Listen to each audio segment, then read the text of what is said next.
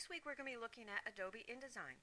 It's very similar to Illustrator, so I think you'll be able to apply a lot of what we've already learned to this program as well. This video is for the first tutorial on the grid project. I'm going to go to File, New, and show you how to get it set up. So I'm going to call this grid, and I'm going to switch it to inches and leave it at the standard 8.5 by 11 at vertical orientation. I just need one page, and I only need one column, but I just want to point this out. This is pretty cool. I can have it already insert columns for me. They're just going to show me guides. It's not going to do anything else, and choose the amount of gutter space, that's the space in between the columns. I do want to have margins that will only be 1/4 of an inch for this assignment. Okay, so this is our layout. One page, 8.5 by 11 vertical, and margin. So if you don't see that, just open that up. Margins at 1/4 inch. Just for the sake of showing you how you could switch this, I am going to switch it back to Picas to hit create. And now this is in Picas. If I wanted to switch this to inches, I could right click on here and switch it to inches. So this gives me a guide already of a 1/4 inch margin, and it starts here out at 0, which is good. If I wanted to change that so that my 0 starts where the margin is, I clicked into the corner here and I drag it out, and I'm letting it end right there at my intersecting corners for my margins. And now notice how that just moved my 0 over to here. So you could do that at any point if I want my 0 actually to start where the 1 inch starts or whatever.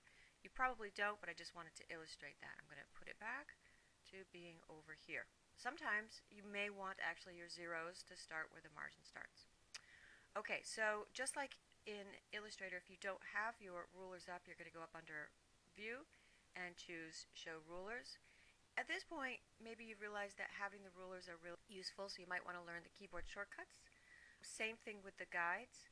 So Hide Guide and Show Guide, you have your keyboard shortcut there, and if it's on a Mac, it'll tell you what the keyboard shortcut is.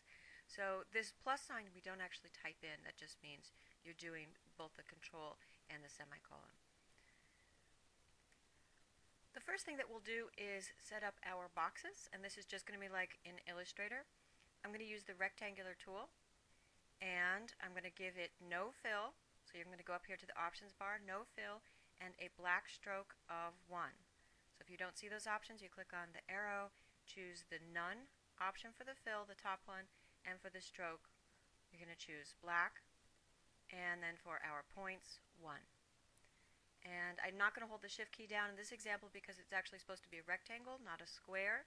Holding the shift key down would lock the proportions. And I can see my little points there. It's telling me how large it's getting to be, and I want this to be 2.5 inches wide by 3 inches high. So I'll just move it out to be approximately, looks like my height's in Picas for some reason.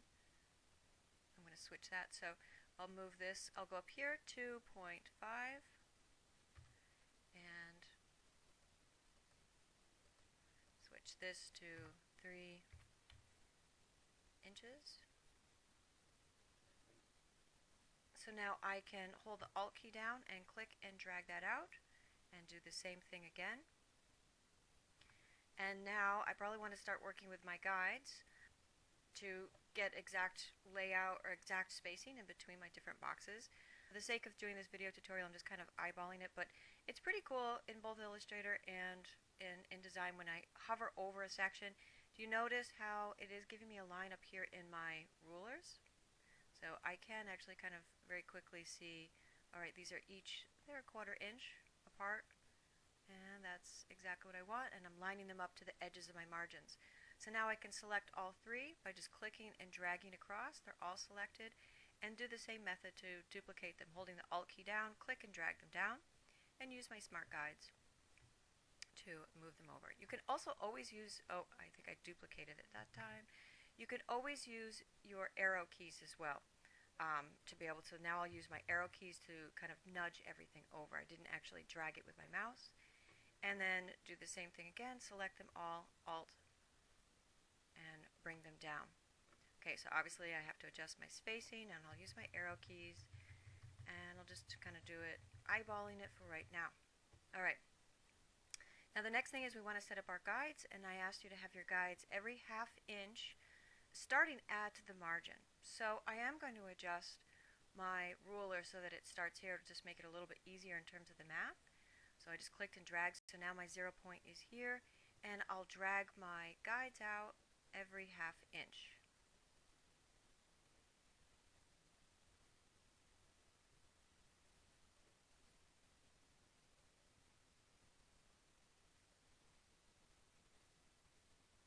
So it's every half inch within the box. So now in this one I have to look at where that one starts on the ruler, so I'm not just following along on the ruler. Okay, so I have mine done, and unlike in Illustrator, they're not locked by default, so if I need to click and move them, I could select one of them and move it around. But just take a moment and just double check, did you get all of them to be a half inch? So it's a half inch starting from the edge of the box, not always just following along the ruler, so that's what we should see. Now for each one of these rows, I have you create a different grid structure. So jumping back over to Blackboard for a second, and the first one I want you to create the grid for the rows every quarter inch, the second one every inch, and the third one every half inch. Okay, so go ahead and grab your rulers starting from the top and start putting them in every quarter inch for the first one. Here's my page with my grid structure all set up, and now the next thing is to start creating the layout. So let's just switch over to my completed one here. So we're creating a layout of boxes that have a color. So each row I want you to use just 2 different colors. And that's really just because I think that switching up the color helps kind of refresh your brain juices a little bit in terms of creating new layouts. I think it's a little bit too hard if you're using the same color for everything, but also it's too easy if you switch the colors every time.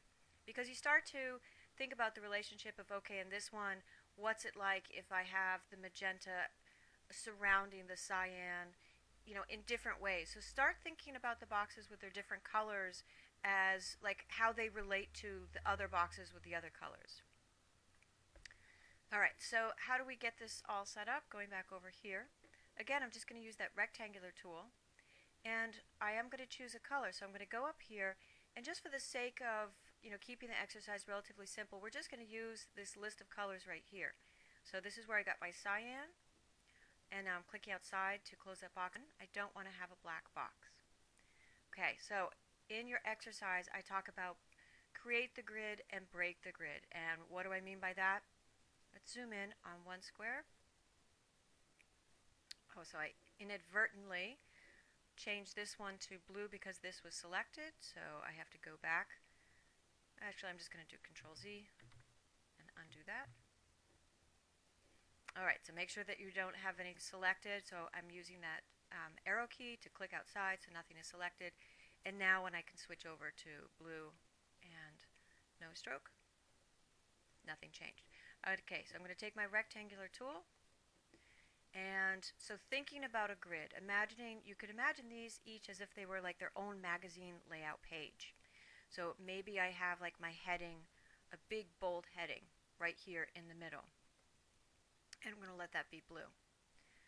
You can use that keyboard shortcut, just Control to switch to the arrow key if you want, or just actually take the key and then switch outside. So that one is not selected. So now when I switch colors, and I'm going to switch to this magenta color here, and take my rectangular tool again, it won't turn this one.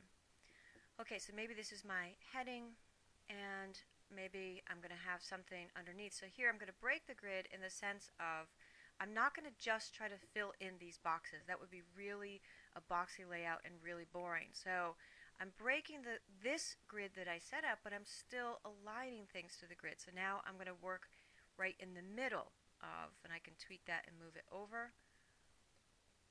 Okay, so if I feel like that's not exactly right in the middle, I could move that over. And so I'm breaking this grid layout, but I'm still making things in relationship to each other because I'm simply started this in the middle of the box here. And now I could continue going ahead and putting in maybe some more red, and and then switch it back over. So again, I want to deselect this box before I switch my color, switch it over to the cyan, and then back to my box, my rectangle tool, and then maybe try to think, it's just going to be really boring if I just fill these in. So again, like what could I do?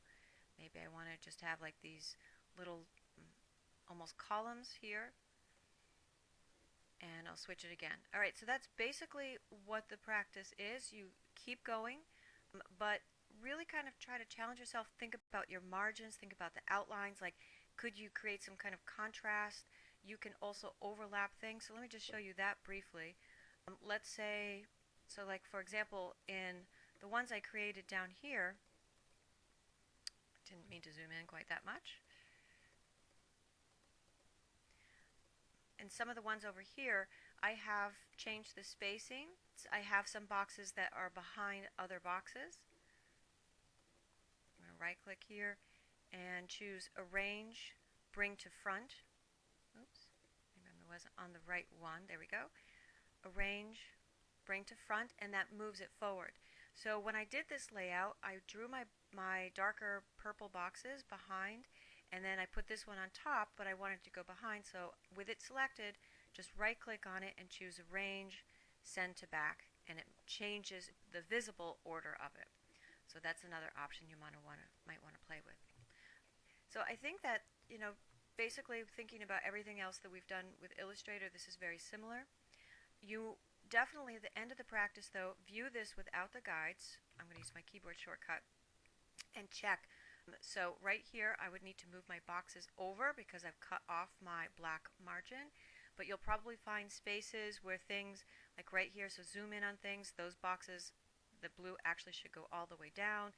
This one went a little bit, so then you're going to have to spend a little bit of time on just the touch-ups, because you can't always see everything with the guides. Or just learn the keyboard shortcut for the guides, and you're going to want to be able to just kind of put them back and forth. And again, so if I go up under View, you'll see what the keyboard shortcut is. That's what all of these things that are listed over here. Okay, so let me know if you have any questions. If your brain's not hurting, I'd say, while doing this exercise, then you're not really challenging yourself enough. Keep trying to come up with different interesting grid structures. Something that is interesting for you will also be interesting for me.